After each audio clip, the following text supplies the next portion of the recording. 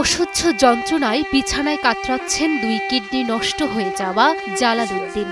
সন্তানের চিকিৎসার টাকা জোগাড় করতে দাঁড়ে দাঁড়ে ঘুরছেন বৃদ্ধ বাবা আব্দুর রাজ্জাক। আমি খুব গরিব মানুষ, আমার মতন গরিব নেই। খাসিরপুর বাড়ি করে আছি, খুব কষ্ট করে দিন মজুরি করে এই ছেলেকে আমি লেখাপড়া করাছিলাম। অসুস্থ জালাল উদ্দিন সিরাজগঞ্জ জেলার তারাস উপজেলার বারুহাস ইউনিয়নের বিনসারা গ্রামের আব্দুর রাজ্জাকের ছেলে। জালাল উদ্দিন সিরাজগঞ্জ বিশ্ববিদ্যালয় কলেজের দর্শন বিভাগ থেকে অনার্স পাশ করেছেন। কিডনি রোগে আক্রান্ত হওয়ায় আর লেখাপড়া এগোতে পারেননি তিনি। মাস্টার্সে ভর্তি হবো, কিছুদিনের শারীরিক অসুস্থতার কারণে ভর্তি হতে পারিনি। পরে টেস্ট করালাম, ফাঁকে যায় ডাক্তারের কাছে। ডাক্তার বললো যে তোমার কিডনির সমস্যা হয়েছে, কিন্তু কিডনির সমস্যার কারণে আমি আর মাস্টার্সে ভর্তি হতে পারি নাই। কিন্তু আমার পরিবারের আর্থিক অবস্থা তেমন না যে আমাকে এই ধরনের চিকিৎসা করাবে। কৃষি শ্রমিকের ছেলে জালাল উদ্দিন ছিলেন তাদের পরিবারে একমাত্র আশার প্রতীক। বড় হয়ে চাকরি করে পরিবারের হাল ধরতে চেয়েছিলেন তিনি, কিন্তু ভাগ্যের নিষ্ঠুরতায় দুটি কিডনি নষ্ট হয়ে এখন মৃত্যুর সাথে পাঞ্জা লড়তে হচ্ছে তরতাজা এই প্রাণকে।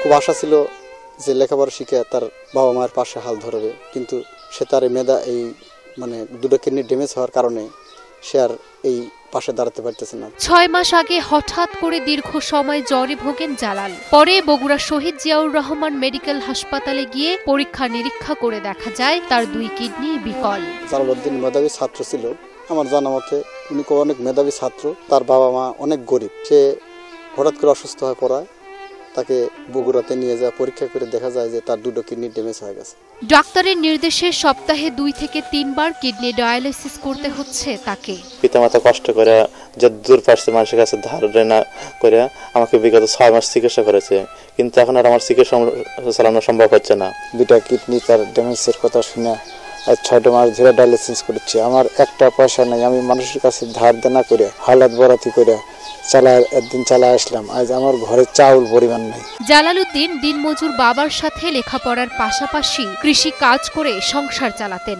কিন্তু এমন ব্যয়বহুল চিকিৎসার ভার আর বহন করতে পারছেন না জালালের বৃদ্ধ বাবা। তার বাবার চিকিৎসা করার মতন তার অবস্থান নাই। তার বাবা অনেক গরিব, এক কাঠা জমি নেই, সে খাসিরপুর বসবাস করে থাকে। নেই নিজের কোনো জায়গা জমি, সরকারি জায়গায় বাড়ি করে দিন কাটাচ্ছে এই অসহায় পরিবার। ধার দেনা করে শুরুতে চিকিৎসা চালালেও বর্তমানে থমকে গেছে সংসারের চাকা আর জালালের চিকিৎসা।